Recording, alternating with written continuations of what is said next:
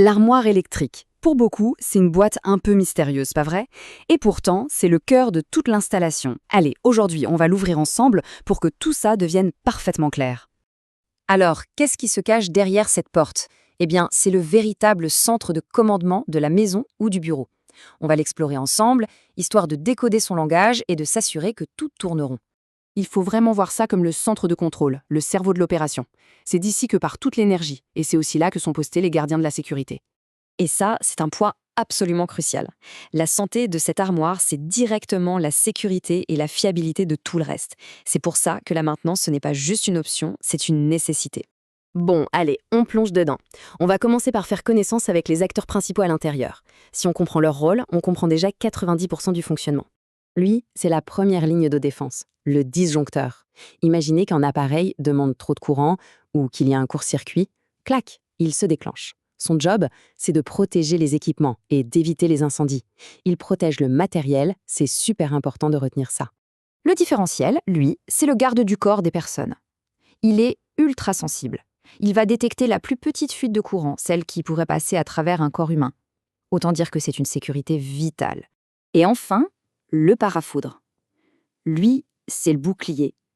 Il protège tous les appareils électroniques sensibles contre les gros pics de tension qui viennent de l'extérieur, typiquement pendant un orage. Ce petit résumé visuel, il est parfait pour tout retenir. On a l'éclair pour le matériel, le bouclier pour la protection des personnes et le nuage pour les menaces qui viennent du ciel, en quelque sorte. C'est simple et efficace. Maintenant, on passe à l'outil de diagnostic le plus simple et pourtant un des plus puissants qu'on ait, nos yeux. Juste en regardant, on peut déjà apprendre énormément de choses. Voilà une petite checklist super simple et efficace. 4 points à vérifier. 1. Les connexions. Est-ce que quelque chose a l'air desserré ou a changé de couleur? 2. Les voyants. Ils nous parlent. 3. Les câbles. Est-ce qu'on voit des traces noires, des signes de surchauffe? Et 4. La propreté. Une connexion qui chauffe, un voyant qui vire au rouge, ce sont des signaux d'alerte qu'il ne faut jamais, jamais ignorer.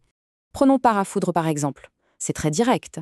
Le voyant est vert, parfait, tout va bien. Il passe au rouge, là c'est un message clair. J'ai fait mon job, j'ai encaissé une surtension, mais maintenant je suis hors service. Il faut me remplacer. Bon, l'œil c'est bien, mais parfois ça ne suffit pas. On va voir comment les instruments de mesure nous aident à trouver les problèmes invisibles. On passe de l'observation à la quantification.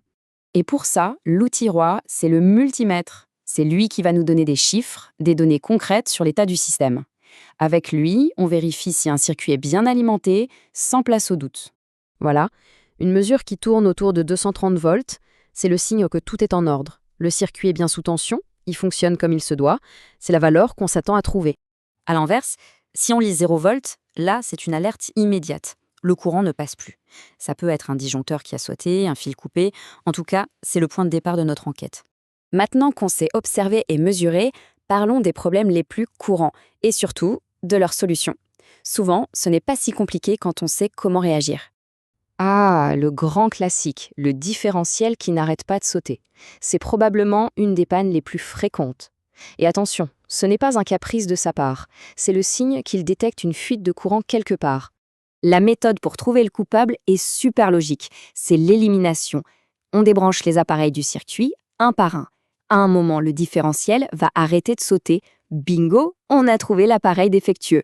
Il n'y a plus qu'à le réparer ou le remplacer. Là, on est sur un signe de danger très très clair. Un câble noirci, ça veut dire surchauffe. Et la cause, c'est quasiment toujours une connexion mal serrée. Le risque, c'est que ça fasse fondre l'isolant et que ça déclenche un incendie. Ici, la sécurité passe avant tout. Étape numéro 1, non négociable. On coupe le courant général.